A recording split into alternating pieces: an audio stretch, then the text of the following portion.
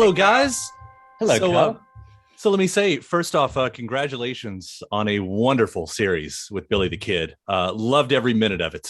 Oh, thank Oh, you. Thank great. you. Yes, Yeah. thank you. Let's get into this. First off, because it seems to be in your wheelhouse right away with historical fiction. What is it about that genre that draws you in? Because you do it so well. It may be, to some extent, my sort of academic background that the process of research of basically any historical period is very interesting to me, and part of the fun, the creative fun, actually, is diving into um, the research material. And I kind of like rather boring historical books. They the dustier and drier the better. But funnily enough, I can pick up things from footnotes. The things that historians don't regard as particularly important often give me little glimmers, because they're usually little personality traits or personal traits, because out of the research come storylines and characters and events and things that I, as a writer, I can shape. But I start with um, the authentic material, and I like that. And William James, the philosopher, once said that for a baby, the world that he or she sees is a buzzing, booming chaos. And for me, the contemporary world, is also a buzzing, booming chaos that I can't make a great deal of sense of, but I can make sense of periods of history. But in any case, I love connecting the past to the present.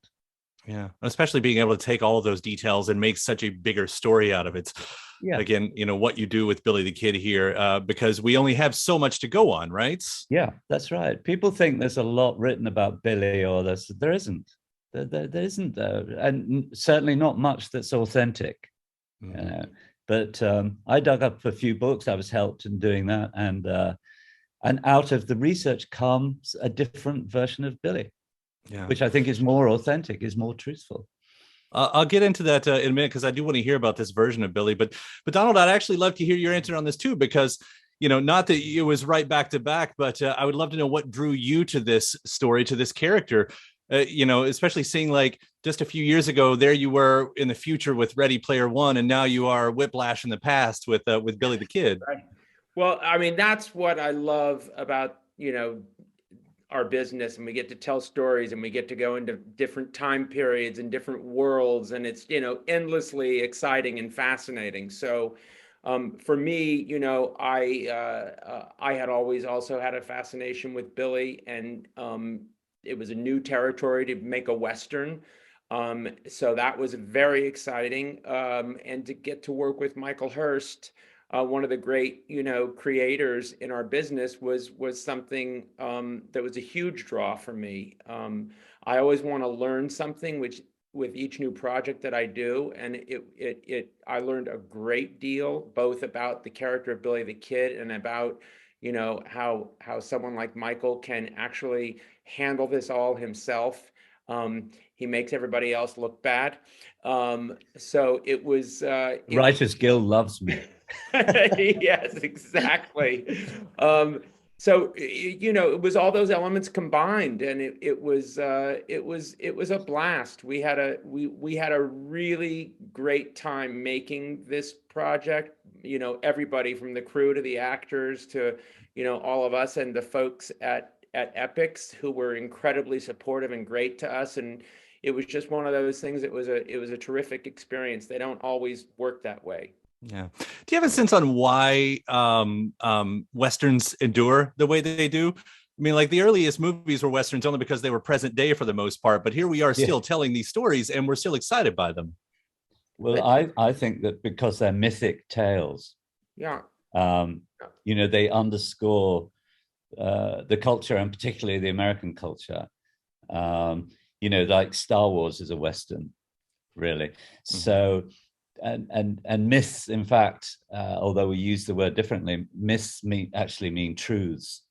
So they tell that, like the Greek myths. So they tell a lot of, they contain a lot of truth, and I like that about. I studied American literature and society at university, and it was the mythic nature of the American experience that always attracted me, and that's true actually of westerns and gangsters, I think. So these are archetypal stories, archetypal characters, larger than life. Billy is a modest Catholic boy, but actually he bestrides the world like a colossus, and I'm really interested in those elements of the American experience.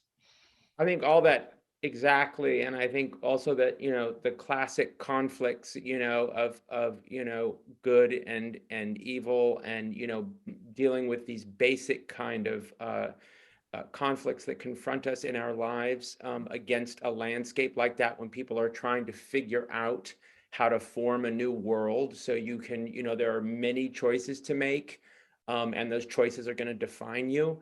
And a society is being built, which in our version of Billy, it's kind of what we call the pre-Western. It was before the West was really truly formed, and we're watching it form up.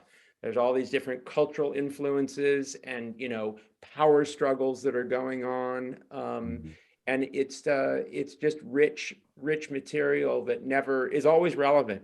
It's always relevant. Yeah, because it's also a story about immigration. Obviously, yes. That's how relevant it is. And the racism. moment we're involved in immigration and issues, and very much racism. So in the 19th century America. Yeah, you guys were actually hitting on exactly what I was going to talk about next year too, because you pull that story with these unfortunate evergreen topics in that way. Racism is hit on quite a bit here. The Spanish-American relations. My wife and I were watching this, that first episode, were really taken by how you tackled depression in an era where that wasn't so much a word at that point. And Americans were not really, American guys are not really allowed to be depressed. You don't talk about feelings. No.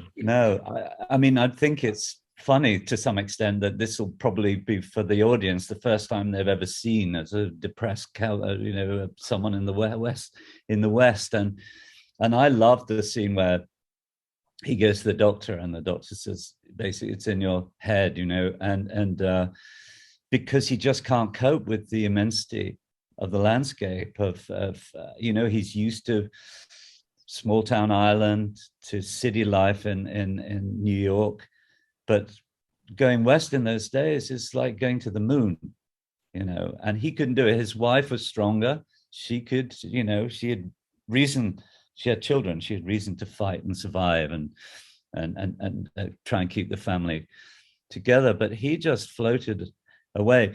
I did actually, there was one thing I'd put in that we didn't make the cut, which was in my version, the doctor said, there's nothing I can do physically. I can't give you any medicine, but I've got something that might help you. And he gives him a copy of Leaves of Grass, the Walt Whitman poem. And he said, this is about America. This is about the immensity of America. This is a man who understands that. And you might, if you read this, you might feel more comfortable, or but we couldn't do it. It was sad. It's my literary background, it's sometimes a little you have to kill your darlings. Yes, I know. Well, Leaves of Grass was exactly what I thought of when he was talking about the when the dad was giving Billy the speech about the stars at the end, because I wondered, I was like, is this taken, because it reminded me of Leaves of Grass, that was all Michael there. You still got it in there. Yeah. Bless you. It worked. You got your way. But in a subtle way, you see. Yes, exactly. Kyle's picked up the subtle hints there. It's powerful moments that, I like to work for it a little bit. I do like to work for it a little bit when I'm watching something. The onion skin that you like to take a... Yeah. I want to ask you about this version of Billy too that you mentioned, because as you say, we are talking about a version of Billy, what we think we know versus what we're giving here. Who was the Billy that you wanted to tell? Because there's a lot of depth. I had a totally open mind. I mean, I said to Michael Wright that I wanted to tell the story of Billy the Kid, but I didn't really know very much about him except all the cliches. But I wanted to find out if he was worth hero worshipping, So I started the research with an open mind, and was kind of astonished again and again by what I discovered, and the Billy that emerged from the reality, that his sensitivity, his morality, his beautiful singing voice, the fact that people who knew him tended to love him, his identification with the Mexicans, the fact he was one of his mother taught him to read. It's astonishing, in those days, and his love, therefore, as an immigrant, his identification with the Mexicans, and all those things. Each one surprised me, and each one added another layer, really, to his character and my sense of who he was, and the fact that when he said himself that he was more sinned against than sinning, I could confirm that. I thought, yeah, actually. And Billy, also, I'm quite sure, and he said so much himself, that he wanted to go straight. That was his dream, and he said he didn't want to be famous for killing people. So I think, very humbly, that this is the the first really authentic version of Billy the Kid. Yeah, and Tom plays him so well. Yeah, I mean, brilliant. His eyes, through this entire series. That's what we always say. It's like he does so much by doing so little. He can be still on screen and emote everything. You get it all behind his eyes. He's really extraordinary. Yeah. He's got such presence on the screen. Yes, he does. Absolutely. So the story, as we know it, as popular history will tell us, one version of it anyway, I should say what I'm getting to here, is that eventually Billy gets killed by Pat Garrett's. Now, as we see this as a season, and thinking maybe there would be hopefully more seasons, I would love to see more seasons of this. But do you think about, at this point, even the end game? Because the two versions of history of Billy the Kid that I know is, one, he gets shot by Pat Garrett, or two, he escapes and becomes Brushy Bill Roberts later on in life. Yeah, well, we're hoping certainly to go to 3 seasons of 24 episodes. The second season, obviously, the end of the first season takes us to the beginning of the Lincoln County War, which is a huge event or series of events that I'm already writing the pilot for that. It's just Billy did extraordinary things in that war. So that will take up most of season 2. Actually, there's so much event and drama, and then yes, I know he was reputed to have been shot by Pat Garrett. Yeah, I read that too. Yeah. We'll have to see where that goes then. Just we have a great Pat Garrett as well. We love Pat. Garrett. Yeah, we love Pat. Yeah. Everybody too, and including James Evans in this. Daniel Weber, excellent. And that's Well, go on. Yeah, he's just such an interesting historical figure on himself. I didn't know about him before this one, but I mean, to a certain degree, like, his legend is almost as important as Billy the Kid. Why did you all want to include him here as the friend protagonist type of thing? Well, because it was true. Again, it just came out of the research that at a certain stage in his life, when he's still quite young, Billy met Jesse, and he's like he's an archetypal figure, because most of us guys, when we're younger, have met a slightly older guy who impresses us.